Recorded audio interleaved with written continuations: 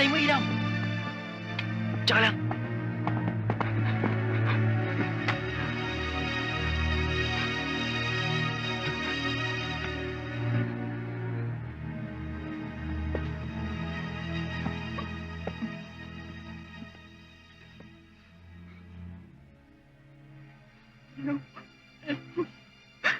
Anong gagawin natin?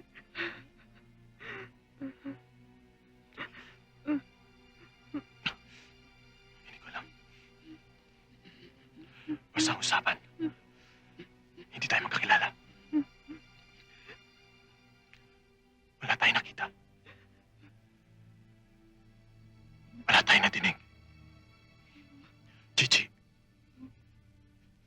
tanggalin mo ang konsensya sa katawan mo. Dahil may impluwensya ang makakabangga natin.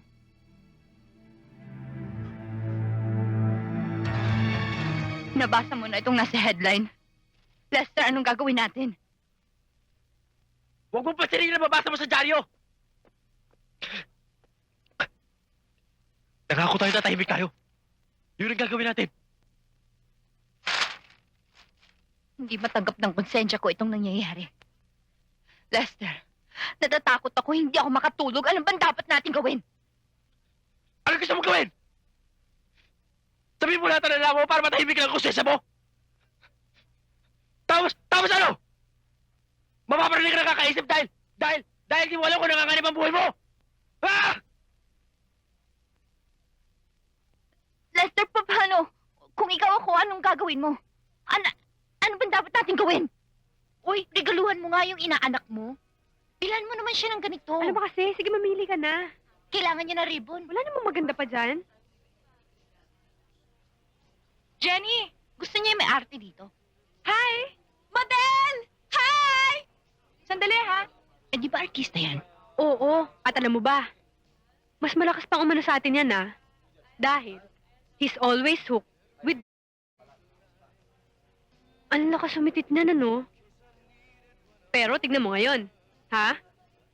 Leader na sa isang Christian group. Thanks.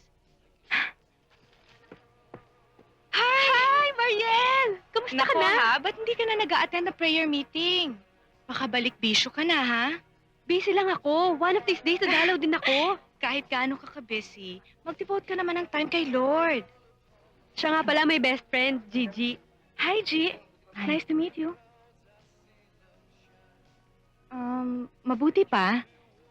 I'll give you my calling card. If there's anything you need, just give me a call. Lalo na kung may problema ka. Malay mo, makatulong ako. O, paano? I'll go ahead, ha? G, God bless.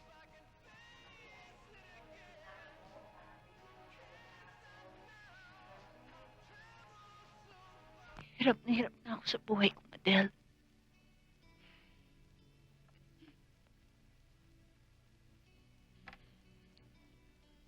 Gusto ko nang tumigil sa... Pero, hindi ko mapigilan ang urge. Naiintindihan kita, Gigi. You know, I've also gone through that before. Pero sa panahon ngayon, you can't rely on yourself dahil sarili mo mismo ang kalaban mo eh. Kailangan mo ng strength na tanging si Lord lang makapagbibigay sa'yo. Pray for me, Madel. Kailangan kong prayers mo. Gigi, kailangan matuto kang tumawag kay Lord. Of course, I can pray for you, pero kailangan ikaw mismo ang tumawag sa Kanya. I'll call you up later. Madel, thank you. Thank you. Sister, ano ka ba? Ang kulit-kulit mo naman eh. Bakit bang ilap mo? Bakit nandito ka? Tapos ganyan ang itsura mo, ayoko na. Gigi! Kung pumunta ka dito para lang pwede ba ayoko na? Umalis ka na, umalis ka na!